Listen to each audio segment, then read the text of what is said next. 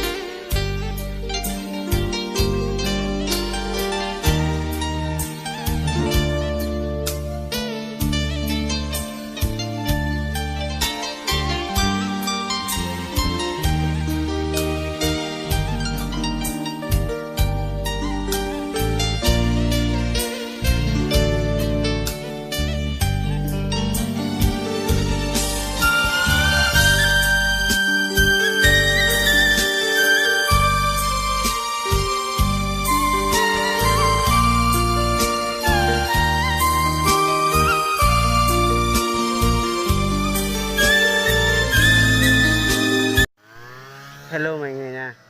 Đó, mọi người thấy lúa bên kia không? Người ta xếp lại bên kia không?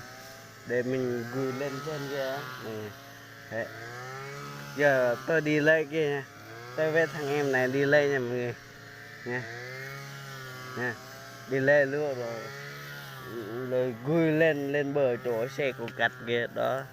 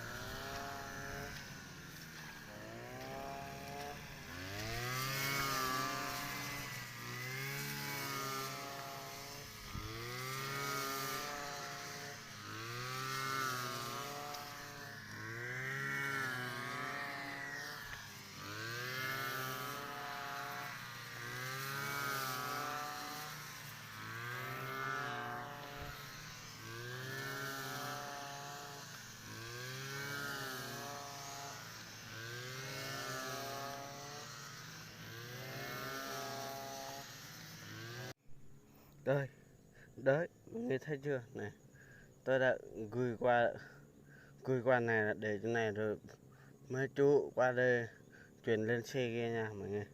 Giờ đi về, giờ đi chuyển tiếp.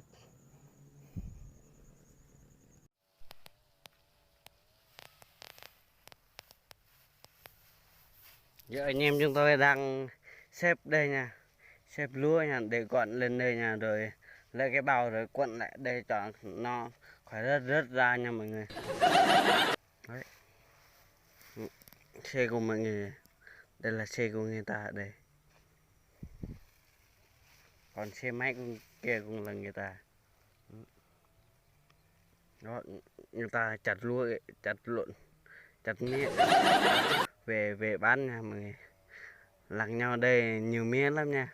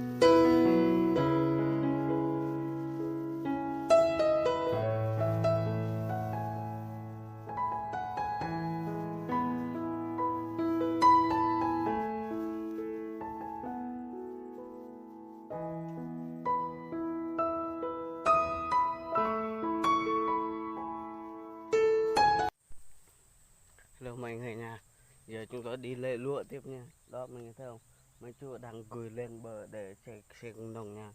Giờ chúng tôi đi cùi tiếp, còn ở đó còn vài cái nữa nha mọi người.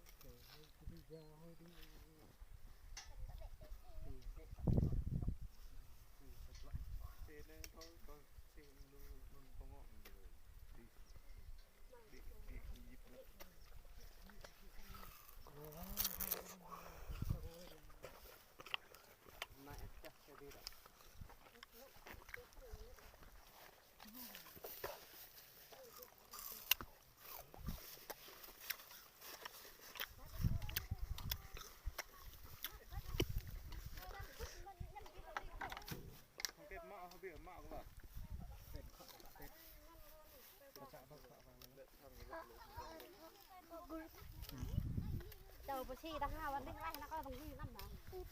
Nó có đâu?